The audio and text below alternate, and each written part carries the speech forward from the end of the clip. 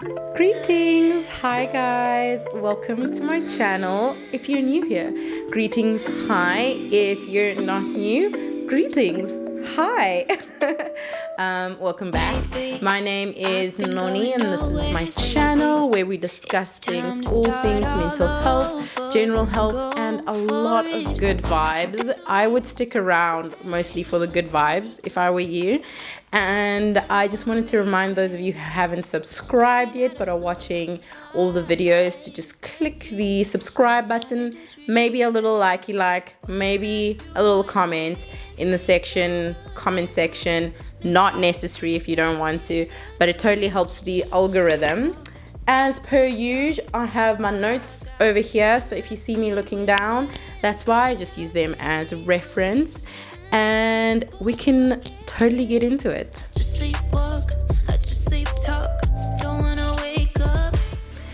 I wanted to start off this very multi-layered discussion with a question. The question is, how do we simultaneously understand that we do care about what other people think, and that caring what other people think about us is beneficial and it has its reasons both biologically and relationally in everyday life, while still showing up for ourselves authentically, showing up as we are, and executing on the visions we have on our lives and becoming independent, free thinkers.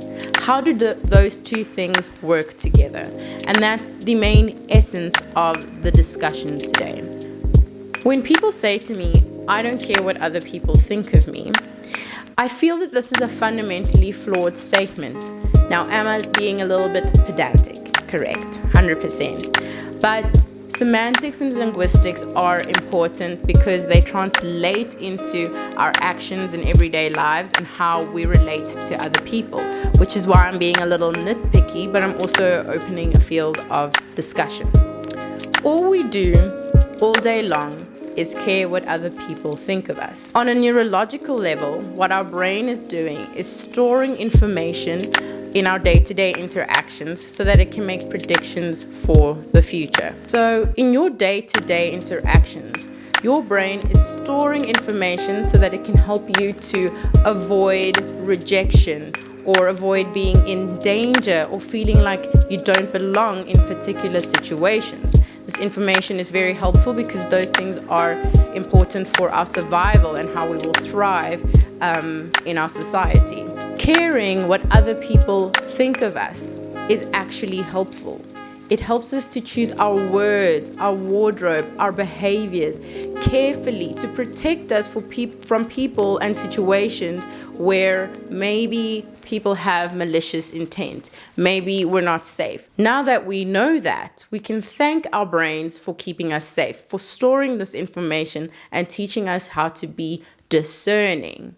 However, the question that I started with then becomes the following. How do I stop my brain from dictating, controlling, or telling me a story that is a lie because it is trying to keep me safe? How do I keep my brain from dictating, controlling me, or telling me a story that is a lie because it is trying to keep me safe? If my brain is making predictions and generalizations as a result of the past and my past interactions, it means that it doesn't always have all the information and context of the present situation. When you care about what other people think of you, you are able to be more discerning, more wise about, am I in a safe space? You are able to see what a safe space really is, and then you are able to create safe spaces for yourself and for those around you. That's why the first biological neurological part is important. It teaches you discernment. It teaches you how to pick and choose spaces that are 100% safe to be yourself. And then it helps you to be the person to initiate that change of creating spaces for yourself and other people where they can be themselves. The importance of caring what other people think is that it helps you engage with the space you are in more tactfully.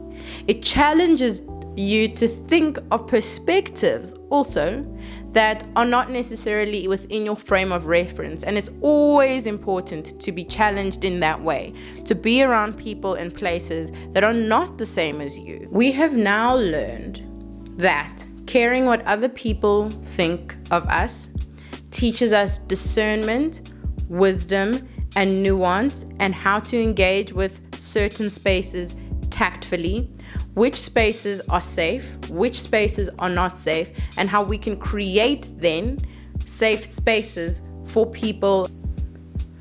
Because we are now more discerning, we can leverage caring what other people think about us into independent, free thinking. Tip number 1 is that we're going to change the phrasing of "I don't care what people think about me." Why are we going to do this? Because our brains make generalizations and predictions based on past experiences, it's important for us to be specific.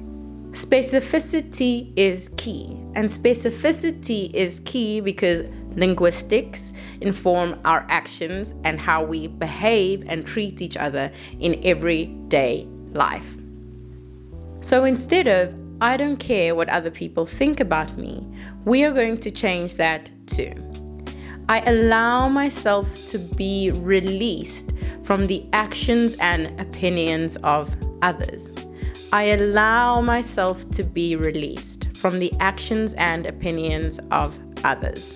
For example, let's say growing up since you were a kid, you've always had like a very quirky sense of style, and you wore the most outrageous things to school, but you were teased and bullied and really hurt by other people's reactions, both physically and mentally, to who you are, how you were expressing yourself. As a result, you then stopped dressing expressively into your adult years because your brain has stored the information that if you express yourself through your clothing the way you want to, you are going to be hurt, abused. However, as an adult who is no longer in school, who is able to express themselves as freely as possible through their clothing, who has agency, you are then allowed to let people have their opinions of your outfit agency, because you are living by a new statement. I allow myself to be released from the actions and opinions of others. It's not that you don't care what they think. You do care, because you are using that to assess the situation. But now you allow them to have their opinion, and you allow yourself to be free from that opinion and decide how much of yourself you express in that context based on how safe it is, what your brain has predicted, how safe it is for you to do so. Smart, eh? Nice. So what does this "I allow" statement do? It trains your brain to be more responsive instead of reactive. Now, if I deepen the example I just used, let's say you work in a corporate job and it's like a suit and tie place, and you know, like you're 95% sure that if you dress like outrageously quirky, however you dress, that you might get reported or fired without a second thought. How are you going to then respond? You do care about what these people think of you. Maybe you love this job. You just happen to dress however you dress. How are you going to respond? Your immediate reaction, if you're anything like me, would be to quit. Middle fingers up, deuces. But if that's not practical, which for most people it isn't, you would respond by deciding to maybe inject some more quirky items, fun items into your daily wardrobe. This is where the notion of nuance comes in, the understanding how safe or unsafe a space is. As a result of this statement and becoming more responsive, you are allowing yourself to think through situations. You're allowing yourself to respond, thus creating independence within your thinking. Long tip, convoluted, but it's there, babes. Tip number 2 is to remember that this idea of perceiving and how we are perceived and how we perceive other people is a real thing. While no one is really thinking about you all that much through the day, what happens is that when they are thinking of you, whether it's from a moment in time or a small interaction, their understanding of that situation, your outfit, your attitude, who you are, is filtered through their own lens, their own experience of life, and their own story. Which means that your perception is usually inaccurate and usually false because you're making predictions and generalizations instead of always thinking in real time. If your own perception of everyone around you is fundamentally quite flawed, that means that everyone's perception of you is also fundamentally inaccurate and flawed. Being an independent, free, nuanced thinker means understanding that while other people's perceptions might affect you, might hurt you, they are also most likely false, which will soften the blow a little bit. Tip number 3 is about being informed, trauma-informed. Okay, very loosely. There are certain types of traumas and mental health issues that cause people to chronically self-abandon, to people please, and obviously it's a very layered situation, but I'm just talking from a trauma-informed space here. Often people like that will check in with others before checking in with themselves. What I mean by that is try asking yourself what you think about things, what you feel about situations. As a person who has become better at the practice of asking myself, how do I feel about this, and making a decision from there, I have realized that I don't like most people. Partly because I'm sensitive, partly because I'm a bitch. I really don't like most people, and it's not my task in this earth to like people. It's my task on this earth to love people and to be of service and to show what God has done in my life through myself into people, but I don't have to like anyone. And I realized that if in a room full of people, I don't like 70% of them, it means I don't care what 70% of them may or may not think about me. So my anxiety around what those other people are thinking about me is not 100%. I don't like 70% of them. Therefore, my anxiety is only 30%. So try asking yourself what you feel about things. This helps with independent, free thinking. How do I feel about things? That's you and your thoughts and your temperament dictating how you are going to show up in a situation versus the situation dictating you and making you reactive instead of responsive. In order to come to a place of more independent thinking and independent, good, discerning decision making, we need to construct an identity for ourselves outside of what we portray online, which then makes it easier to show up online or anywhere more authentically.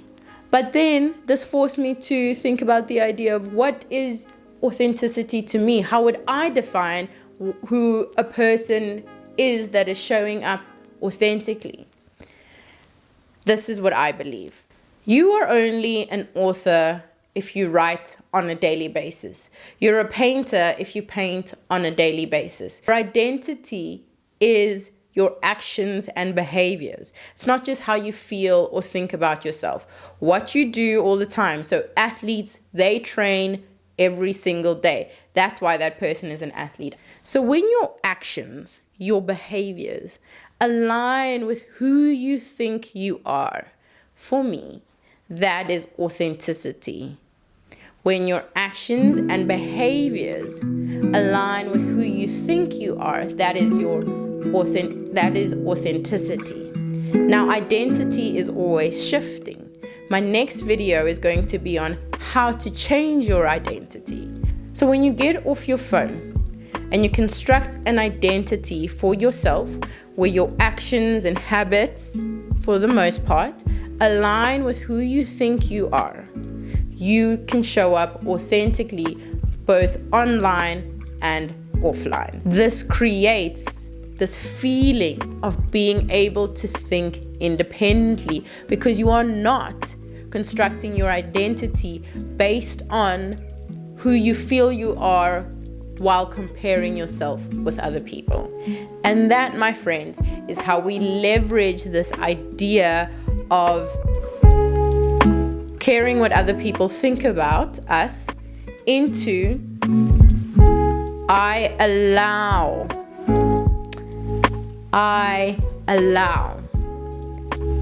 myself to be released from the thoughts and actions of others, and thus becoming independent, free thinkers who are responsive instead of reactive, who show up authentically, but also know when the best time is to put that mask on a little bit, when to take that mask off, how to create places where people know they can take their mask off. Do you see how everything I just spoke about is multi-layered but informs one another? And that's it. If you made it here, comment your top favorite emojis, 3 of them, please. I would like your top 3 favorite emojis. I have so many that I'm vibing with right now. Whatever your top 3 are, put them there, and I'll see you in the next video.